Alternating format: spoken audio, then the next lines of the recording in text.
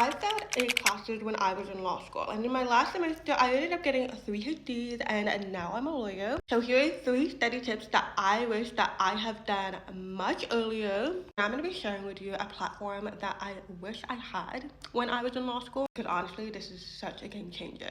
First things first, I would have had a much better organization of 2 things: the legislation and the cases. Because a huge part of doing well in law, whether it's an exam question or an essay question, you need to know how to use ILAC. And of course, a huge part of using ILAC is using relevant legislation or relevant cases. And life will be so much easier when you have a table of cases and a table of legislation. Something that I started doing towards the end of my law degree, which it was an absolute game changer, and it was something that I wish I would have done much earlier, because I feel like my grades would have made such a difference. But one of the hardest parts about relevant law and legislation is with legislation, sometimes it's a little bit more trickier to understand it. You could read it 2 to 3 times and then you're like, am I really sure this is what it means? And then of course with cases, lengthy judgments, you don't know when you have the time to read them. I want to show you a little something. So this is lectionary. Even as a lawyer, I have been obsessed with the clause explainer. So recently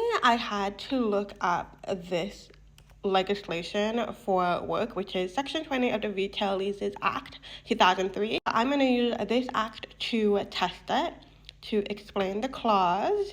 And boom, got a whole clause explanation that made it easier to understand. So this one is for the cases. And I'm going to use the case. I'm going to use a random case. Let's use this random one from Criminal Law and Procedure.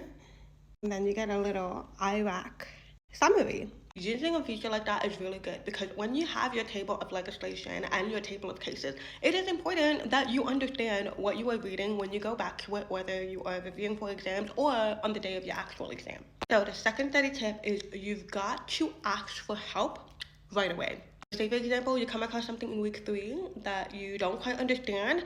You are not going to wait until week 14, where it's the week or 2 leading up to your exam. You are going to address it in week 3. So you get help, whether you do some more independent study so you can just try to understand it yourself, whether you reach out to teachers to help you understand it. What I also like about Lectionary is it also has a Ask a Tutor tool. So I actually recently did research on this, so I thought I'd use this as a practice question. So you put in the subject that you are asking the question that is in relation to, and then you ask people your question, and then ask tutor, and then it gives you a whole explanation to help you understand the thing. So honestly, get the help right away.